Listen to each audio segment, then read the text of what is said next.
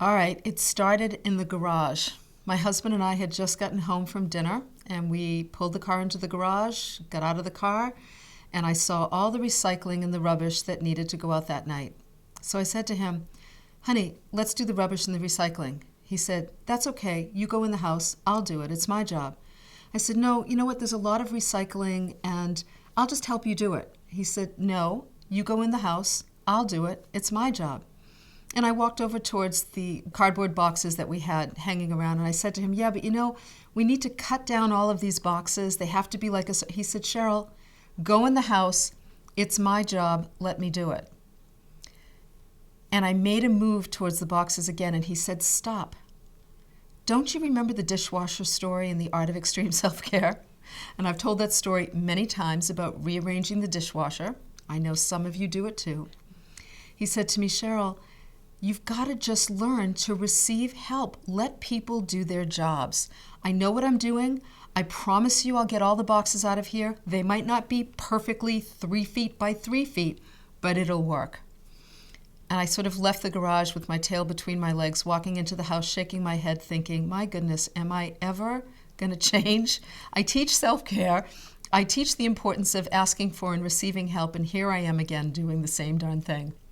So I look at what are the reasons why I don't ask for help, that we don't ask for help and receive it. Clearly in that example, I'm afraid that he's not going to do it the right way. He's not going to do it the way I want it to be done. He's not going to clean the whole garage out. He's going to leave a few things behind, and that won't be okay. So sometimes we're afraid that people aren't going to do things the way that we want, or that they won't do them in the time frame that we want, or that we'll appear weak, or that it'll just be frustrating that we're setting ourselves up for disappointment, or it's just easier if I just do it. It'll take 2 seconds and I'll just do it, or I'll get that done in a minute. But here's the problem. Every minute adds up, and before you know it, hours go by, days go by, where you're doing things that other people ought to be doing. So in order to resign as general manager of the universe, which I'm still in the process of doing, obviously, it's really important to start practicing in little ways.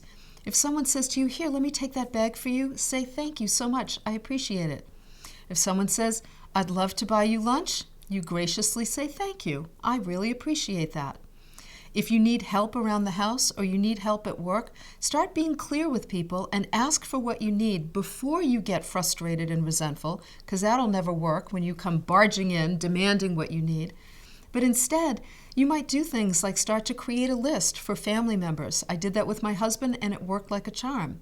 You might ask coworkers to support you with certain projects that you're working on ahead of time. It's all about practicing asking for help and then receiving generously, receiving graciously. One of my first coaches years ago said to me, "Cheryl, receiving is an act of generosity. Don't rob people of the chance to give to you." So remember that today. Don't rob people of the chance to give to you. Look for ways that you can give people the gift of offering you the support that you need.